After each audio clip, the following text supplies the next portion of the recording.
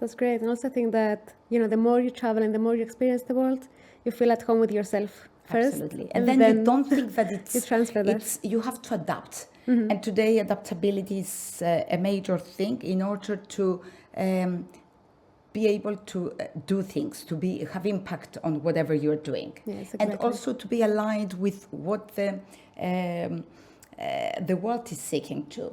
And I follow very much whatever Europe decides, whether it's policy making, whether it's leadership, women's aspirations, entrepreneurship. So you do within follow the needs of those roles, yes, I feel that that helps me a lot to bring results to whatever is needed to be done. Yes.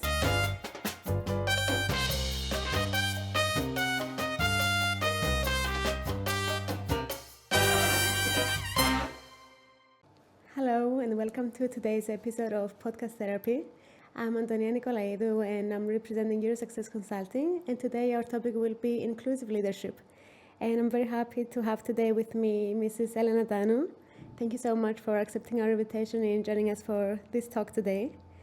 Mrs. Tanou is very much connected with leadership and visionary impact both in Cyprus and across Europe. And she's the Vice President of the Nicosia Chamber of Commerce and Industry, President of the Nicosia Tourism Board, and Vice President of the International Chamber of Commerce in Cyprus, as more official titles. But of course, your work extends to promoting transparency and as a board member of the Transparency International Cyprus, and you're also an advocate for social equity as a board member of the World Vision. So this is very excited to have you here with us today, and specifically because our topic focuses much more on women's leadership, entrepreneurship and ethical businesses and practices in those topics. So here at Eurosuccess Consulting, we're mostly focused on national and European schemes, which we try to make available some funding opportunities in organizations and individuals in Cyprus and abroad. But also one of our biggest actions that we are trying to promote and are expert on are European funded projects. And I just say this because this interview today and this discussion is part of one of our most recently assigned projects, which is Fit for the Future. Fit for the Future project is an Erasmus Plus funded project, so it's co-funded by the European Union and promotes practices on reducing barriers on with women in business and also in leadership positions, both in professional and educational foundations and placements. So it's very nice to have you specifically today with us today. And thank you once again for joining us and officially welcoming you to our discussion today. Thank you very much, Antonia, for this invitation. It is my pleasure and honor to be with you and also to collaborate once again with Eurosuccess. It's an organization that I know for many years, and we have collaborated in the past when I was president of the Business and Professional Women, an international organization, but of course with many, many deep roots in Europe as well. So thank you for the introduction regarding myself. A few of the positions that you have mentioned, yes, I'm very proud that I still have them, but then I have some more these days, and probably during our discussion I can expand on them. Yes, thank you so much. Well, of course, I know it has been a very short part of course, your CV and all the professional experience you have built through the years.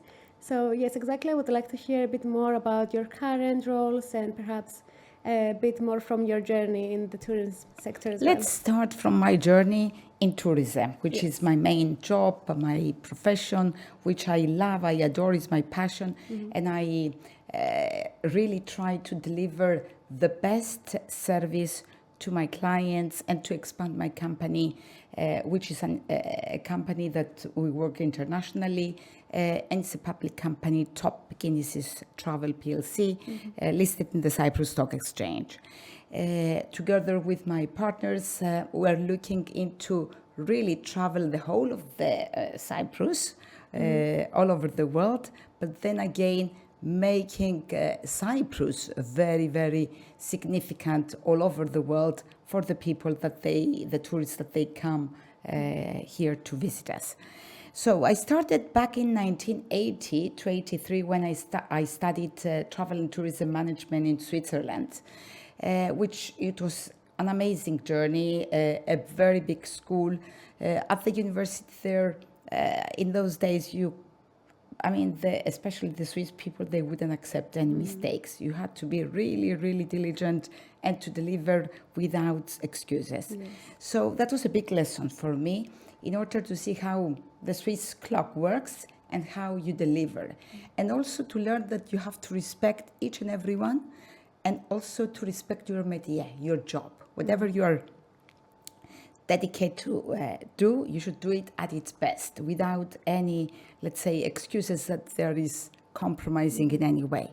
So after my studies, I moved to London, where I worked for 6 years in a tour operator travel agency.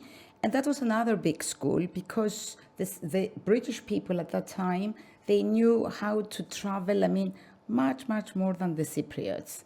So I learned a lot because they were very demanding. They wanted everything to be perfect. And at that time, I realized how I should be always very, very careful when I was suggesting any program, any destination. So I came to the point where I would sell only what I knew best, wherever I traveled, or then I was going to explore places before I was about to sell them. So my journey was in UK as well. When I had to return to Cyprus, I got married and I had to return back to Cyprus.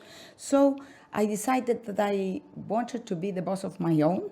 I opened my own office called at the time Elena Tanou Travel.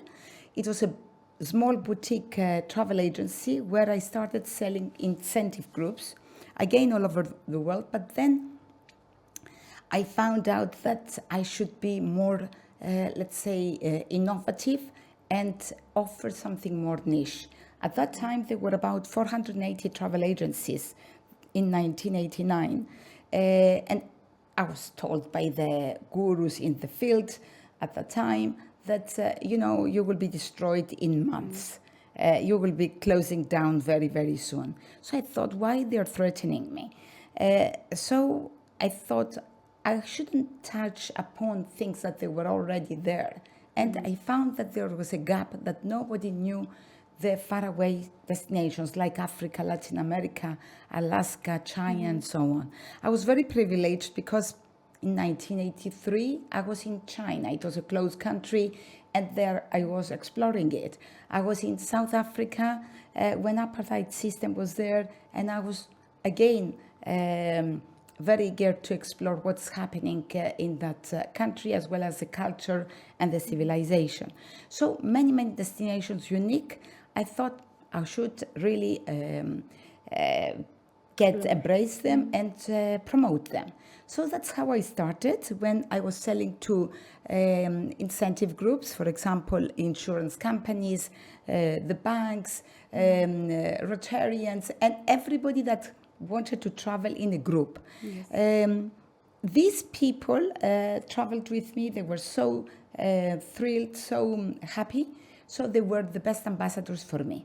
I didn't have to promote myself because they were promoting my company. Very different back in the 80s because it's not the way we know today, marketing, how it works. And nowadays, it's much more different. Yes, today is social media, technology, so it's totally different. Yes. That was the time, it was by word of mouth. And it worked very, very well. But I had to be always on my toes. I had to deliver, top service all the time. And that's what I was doing.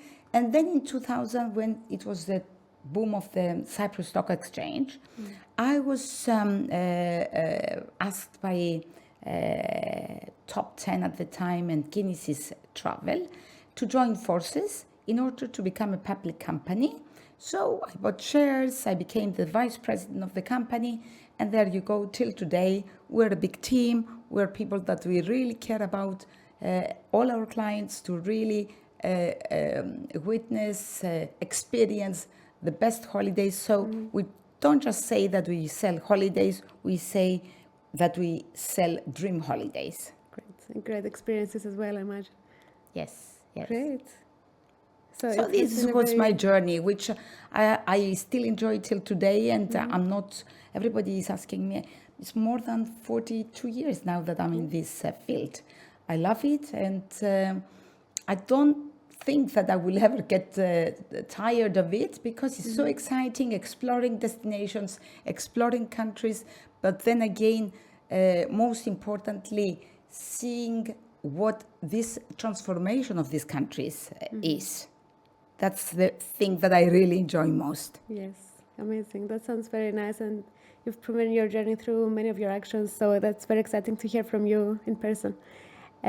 So also you've had many moments that shaped perhaps your way into leadership, and maybe because you are present in many fields and also many organizations. So how did that came to be? How did you decide to become a leader also in other initiatives? Okay. As a person, let's say my character, I'm an extrovert. So I was always willing to learn more, to see what's happening around me, exploring, what is what is trendy.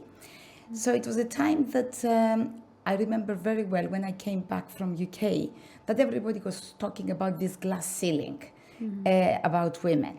So I was approached by the Association of Business and Professional Women, and I was asked to be a member of it. So that was a big inspiration at the time, when Mrs. Vasiliou, the former commissioner of education in Brussels.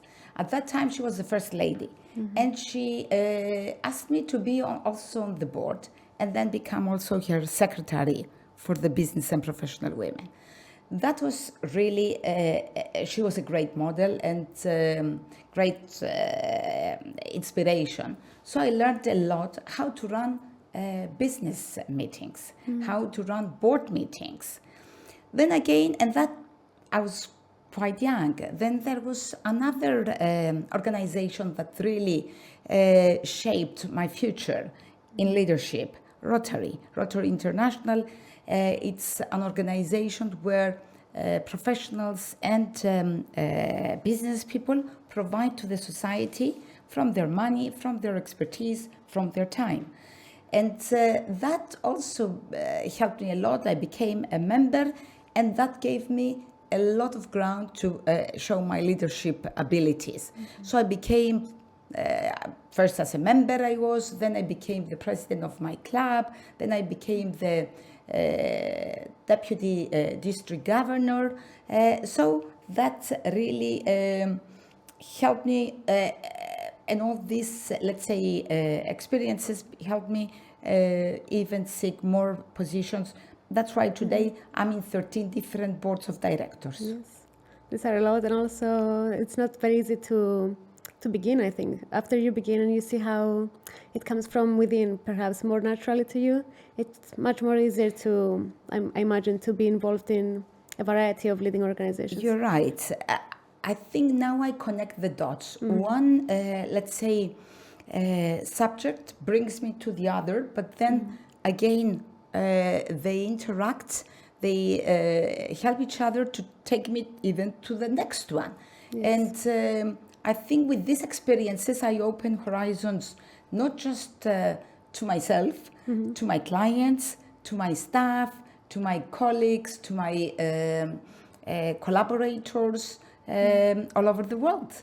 I mean, we have agents where we collaborate for top Kinisis all over the world. Yes. So when I bring to the discussion, working with them, my mindset, which is so international, and I deeply feel that I'm a citizen of the world. Wherever I will arrive, whether it's Tokyo, Delhi, Johannesburg, I feel at home. because most of these destinations I have done them tens of times. I mean, so I feel very comfortable. So I bring this new mindset to the people that I work with. Yes, that's great. And also I think that, the more you travel and the more you experience the world, you feel at home with yourself first. Absolutely. And then you don't think that you transfer that. you have to adapt. And today adaptability is a major thing in order to be able to do things, to have impact on whatever you're doing. Yes, exactly. And also to be aligned with what the world is seeking to. And I follow very much whatever Europe decides, whether it's policy making, whether it's leadership, women's aspirations, entrepreneurship. So you do follow the needs of those roles. Yes, I feel that that helps me a lot to bring results to whatever is needed to be done. Yes, and also your clients, and not only, also in the organizations that you are part of. So that's very important, very inspiring to hear. Thank you. So, of course, as you said, you've built a very successful international business and also have contributed a lot in the Cyprus society, but also worldwide. Do you think there is an accomplishment or maybe some accomplishments that you think that stand out for you personally, that's perhaps shaped your journey a bit more along the way?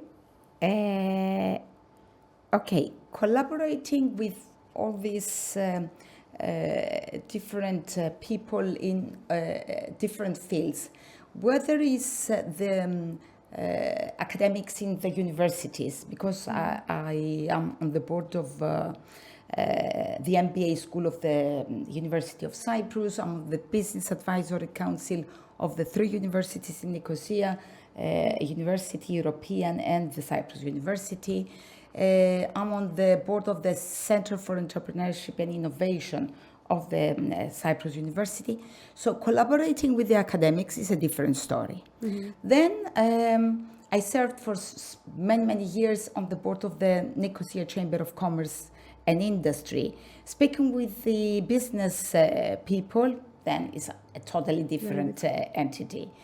Then I'm in boards dealing with women, where there is BPWI and so on, addressing issues for women. Again, that's a different... So I think that's a big accomplishment, to be able to narrate, listen, understand, and then be aligned with these different entities and be effective. That's one thing. But then again, I feel very proud because I'm the president of the Phoenicians route by the Council of Europe, one of the 48 routes, like the Silk Road, like the Wine Route. The Phoenicians route dated back to 7th century BC, is in the Council of Europe for the last 22 years. So I was really honored when I was asked by the Council to chair it and then take it a step further. So some of these accomplishments, I think, are important because it's not in the boundaries of Cyprus only, it's not in the boundaries sometimes in Europe, but they are also worldwide. That's why I see it in a fund, which is an American fund, where we help the Cypriot young entrepreneurs, startups, to expand in the States. With the know-how we have, we are, let's say, the platform where can bring them to the bigger markets. Because that was my philosophy always. Cyprus has its limitation. It's a lovely place to start something, but you need to really expand far away. Yes, that's true. Also, you did mention that you have been working with women entrepreneurs and generally, women in business. And as a woman yourself back in the 80s, perhaps it would be a bit more challenging to start and also to be able to be actually a leader. Today, it might be a bit better, for sure. But I imagine that back in the day, it was a bit challenging, I guess. And that's why perhaps you're more also invested in that area as well. Do you have any specific insights from how you started and if you had any challenges because of this to begin. First of all, I think each and every time in the year has its challenges. Probably it was more difficult because you were not, you were trespassing the territory of men at the time to become, member of the Chamber of Commerce and Industry. Yes. They were all men and I was the only woman. Exactly. So that was probably difficult to penetrate. But then again, if you would deliver and if you would be able to really offer to the discussion something which was tangible, something that it was unique and also useful, then it was appreciated. So I think, yes, it wasn't easy, but then again, today there are more women seeking positions like that, so still it's difficult. Then again, I believe it's in the character of each and everyone that once you speak out and you're honest about what you are about to expect, how you want to deliver, and I think there will be people to appreciate it. The challenges are always huge in whatever new you will try. Great. Great to hear from you also, because you've been through this journey. So great, and I would like to hear a bit more about your approach to leading, as you're a leader in so many organizations and of your own businesses. I was wondering, how would you be able to help organizations and also the team and the teams within the different organizations to develop and perhaps thrive in the more long term? Okay, the key word to this is think big. First of all, I like to give the biggest, let's say, image of how we should, let's say, lead to any successful event, trip, project, and then I engage everybody. I like to have these brainstorming meetings. I like to see where the, let's say, how diversified each and every member of this team is. And I always like to give them the opportunity to really pursue something that they want to do, whether it's probably seeking to get an award. And then I'm there next to them to help. I'm the person that I like teamwork. It's, my motto is, on your own you can win battles, but with a good team you can win championships. And I make it a practice. I don't just say it in words. I think I inspire my teams, and then again we aim high. Then we discuss it extensively, whatever we are going to try, and then together we aim at the success of it. Also, I also always say, once you are ethical, transparent, you show that you're really hard worker, then the others will come and be on board and also help you succeed in anything you do.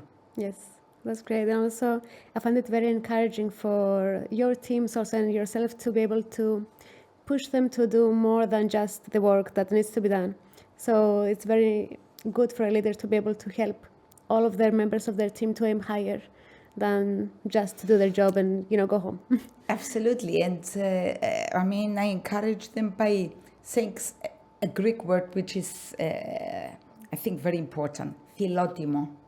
If you honor your team, if you honor your friends, if you honor your collaborators, and you have this philotimo, then the others will come and help you. The others will entrust you. They will be able to assist you, and you will bring through any project. Yes. It's also important because they will always feel valued and respected, and also they will be able to trust the person who is... Respect is a key word. Their leader, let's say. But for them, it's also like a mentor, Absolutely. which is very important. Great. So, and also you did mention transparency as well. So, how would you consider the broader impact of your work on society? I mean, we did mention it a few times, but I was wondering, like, particularly in the areas like transparency of women's leadership, for example. Yes, a few of my positions that I mentioned. When I was in BPW, the president of the federation, I connected, each and every woman together with my board of directors, the young women especially, of how they can aim big and high. That's one thing. We aim at European projects to assist them. That was the time that we worked with Eurosuccess extensively. Then again, I'm the chair of the Biobank. Biobank, it's a center of excellence. It's 38 million euro from the Europe and the Cyprus government, where we classify the DNA of all the Cypriots in order to explore, rare diseases. And that's for every Cypriot who will like to do this test of his her DNA, free of charge, where there I think it's so important where you prevent diseases, and that aims. So the Ministry of Health, it's Ministry of Health and not Ministry of Diseases. Yes, it's very, very important. Regarding transparency, yes, I'm on the board of, the vice chair of the Cyprus Integrity Forum. It's an organization that we date back 12 years, where we're honored by the Transparency International to have our offices here in Nicosia in order to promote transparency and champion for integrity. And we do lots of projects for that, from making aware little kids why we should be transparent and promote integrity, and them to really urge their parents to show this integrity in whatever they do. We have published this a book, a small book for kids for the elementary school, and we have we are narrating there a story where you can understand from a very young age why being honest, being correct, it's to the benefit of yourself, your family, and the society. And many, many other projects that we do with the Cyprus Integrity Forum for the Business Integrity Forum. So we urge the companies to be correct and just. The society, we engage our politicians, and we try as much as we can to be, let's say, advanced in whatever Europe aspires for integrity and transparency. That's great. Very nice to hear that you're very focused on these very important values and also especially nowadays. Yes. And also I believe that based on our discussion now, a very key aspect of your actions and the projects that you've been working on is sustainability.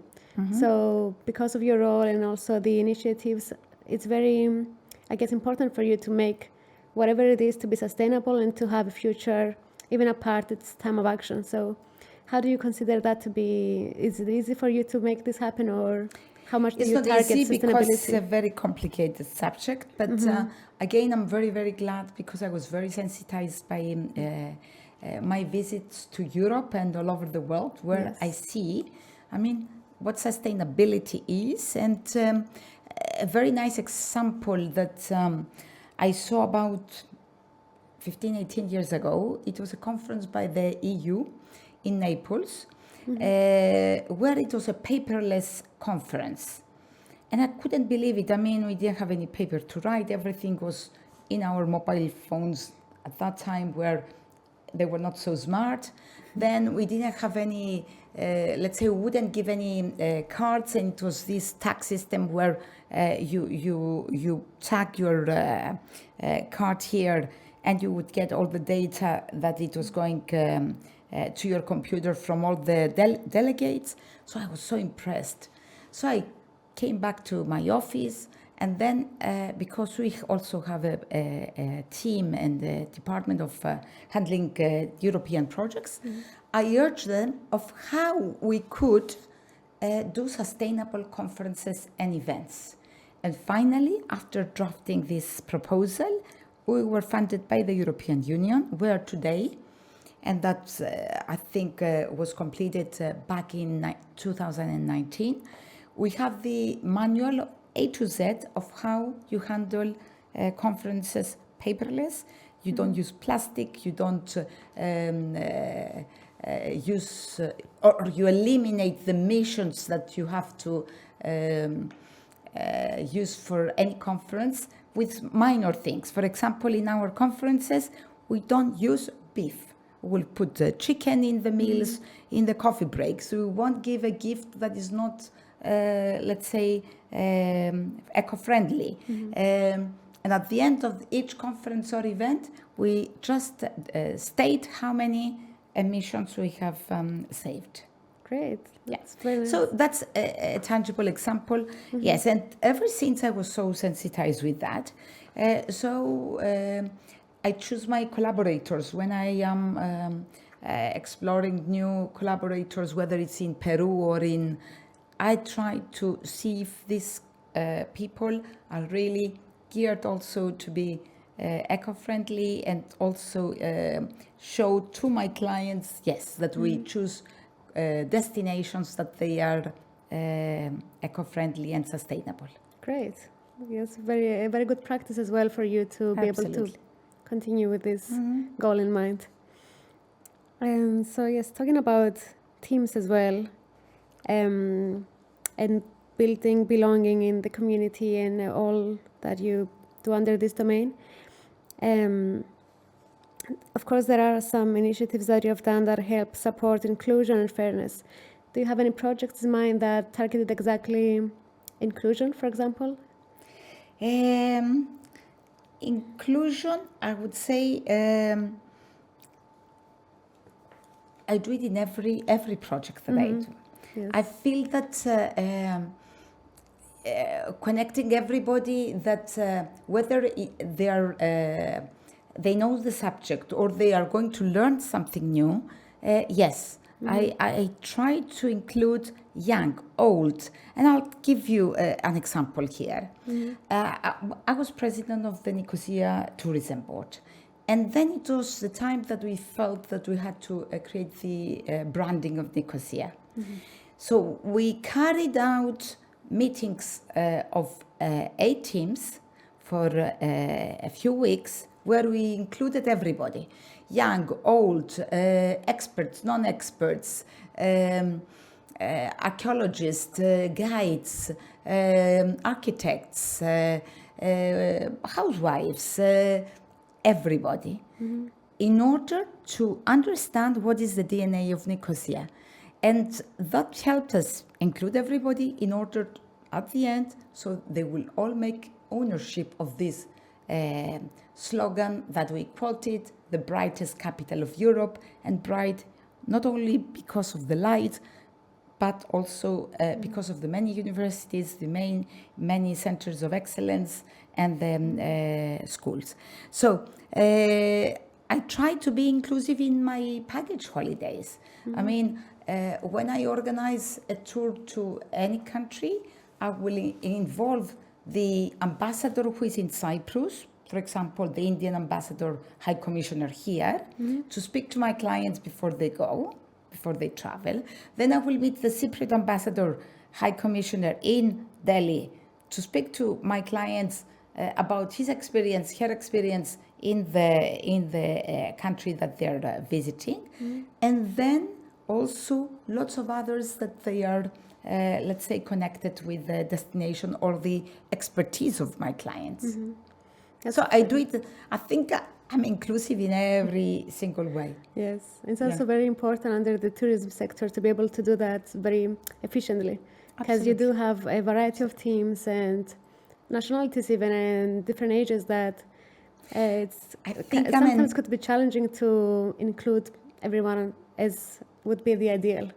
Absolutely. I believe I'm a good networker. And again, I can give you an example. 2 years ago, where I was attending the Small and Medium Enterprises Conference. That was in Budapest. And no, last year it was in Budapest. Before, I'm not sure where it was. And there was this young guy from Greece where he set his practice about recycling of tafika, the seaweeds. Yes. And I thought that's an amazing thing that he did. And I knew in Cyprus somebody else who did something, recycling of the polystyrene that it's coming out of packaging. So immediately, without knowing the guy who was the speaker at the conference, I asked him, I want to connect you with this young guy in Cyprus.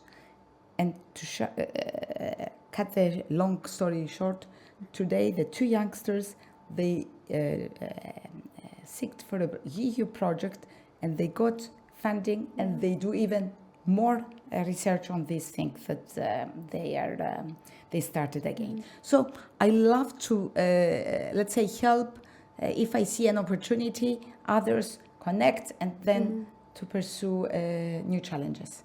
Definitely. It's very important for your role to be able to be good at networking, because this is also a very professional thing to do, and also I think it helps you very much to develop as you have. And it must be a very important aspect to have. If you have in your professional knowledge, life. experiences, they mean nothing unless you share them. Yes. That's exactly. my philosophy. Yeah, but it's a very nice skill that it's not for granted, of course, to be able to connect the dots, as you said in the beginning. Great. So it has been a very inspiring talk by you, and I would like to just conclude by encouraging you to share a bit of an advice or perhaps recommendations for anyone who is starting to be in this leadership journey, perhaps, and how they could try and make it more up to your standards, let's say, more inclusive and more having in mind the values that you have been promoting in your journey. I think my advice is always do everything with care. With, let's say, the urge and the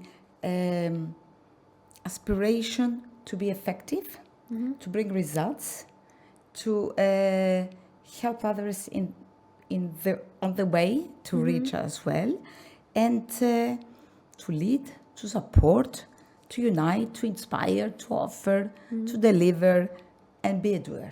But always do that with ethos, integrity, and then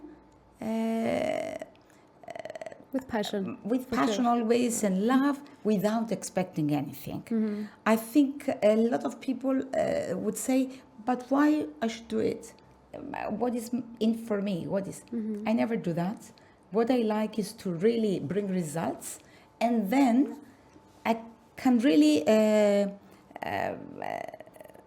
say that although I do it without waiting anything back, a lot comes back. Yes, exactly. First of all is a satisfaction that you are able to be a doer, you are delivering, and then also that you make others really successful, joyful, and the chain goes longer all the time.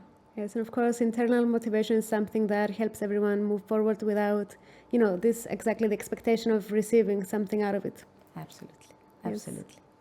And just a final tip, perhaps if anyone, turns for inspiration and maybe they feel a bit lost in trying to maintain this inspiration along the way, what tips would you offer them, or how would you handle it if along the way you had this challenge, perhaps?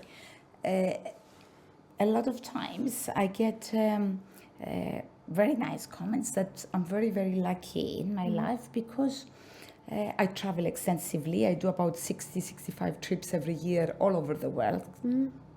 Far away, short, for cultural, for business, for every. Yes. And people sometimes they say to me, "You're so lucky."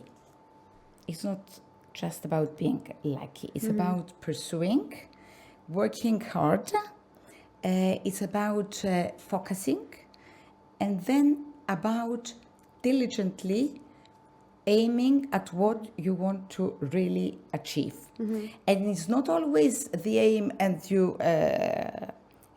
reach it from one day to another. My journey is 42 years. Yes. So, and it's not so easy. I remember back when I was issuing a new destination, a new program, I would put it, let's say, advertise it, and these people, I said at the beginning, they're by the word of mouth. But then again, it would take me some time to sell it. Today, after so many years, and being so visible for all these years, if I publish a holiday to Japan,